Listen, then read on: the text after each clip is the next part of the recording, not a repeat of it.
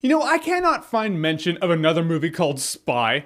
That's fucking weird. You would think Spy would be the title of the 5th movie ever made in the history of cinema. You would think they'd be like, we have to call it Dr. No. Why? Because Spy already exists. This is the 60s. Come on. I just thought it was weird that in 2015 we finally have a movie called Spy.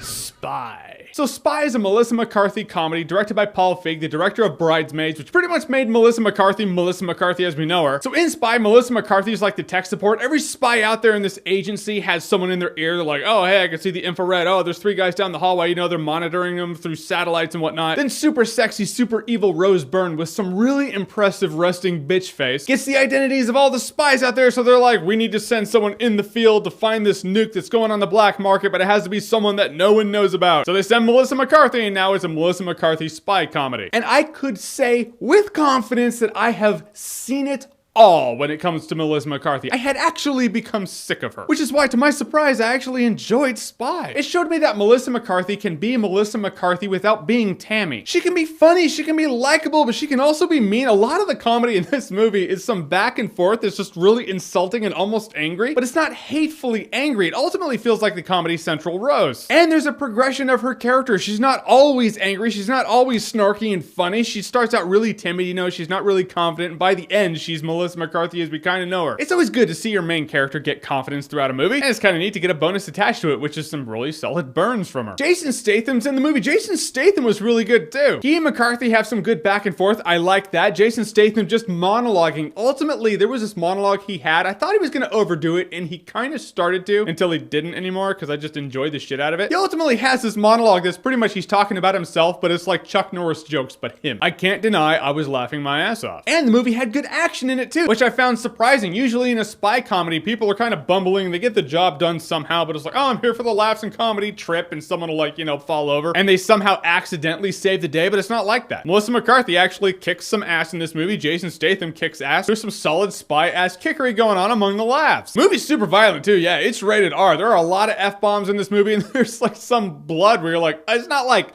a gorge, it's not like Kill Bill, but there were some hits in this movie. I didn't expect that. Now, deep down in the bones of this movie, like to its core, it's a pretty cliche spy movie. You've seen this plot a zillion times, but you have seen it all. I promise you. Even if you don't watch a lot of spy movies, you've seen this plot. Guys, in the end, I'm baffled to say I enjoyed the shit out of Spy. It's like a Melissa McCarthy resurgence for me. I was ready to just go, I'm done with these movies. This shit is like Call of Duty. It's the same thing every time. But she's funny. I enjoy the back and forth in the movie. It's an exciting enough movie. There's some solid kick-assery in Spy. I walked out having a good time with it. But in the end, I will say Spy is a good time if you're drunk. Yeah, no, it's a party. Just kidding. Spy is actually a good time, no alcohol required. Nah, just kidding. I would buy Spy on Blu-ray. But the reality of the situation is, it's a funny movie. It's an enjoyable movie. Why do you need a rating? Now, I'm not talking to everybody out there, but I am certainly talking to some people in the comment section of my Entourage review. I will say this. If 2 completely separate movies, 2 completely different movies, are made in 2 completely different fashions for 2 completely different purposes that get the same rating from a rating system created by me, that was made as a fuck you to rating systems, it's a farce. It's a faux rating system. I am not calling these movies equals. They're different movies. The review matters. The rating doesn't. The movie is either worth watching or it's not. Just listen to the review. Don't judge everything on the stamp that's the rating. And the fact is, among my rating system, I have 6 different ratings. That's 6 different brackets that people want to put movies in. So implying every movie in a bracket is as good as every movie in that bracket, every movie in that rating. That's to say there are 6 different variables of how good a movie is. Period.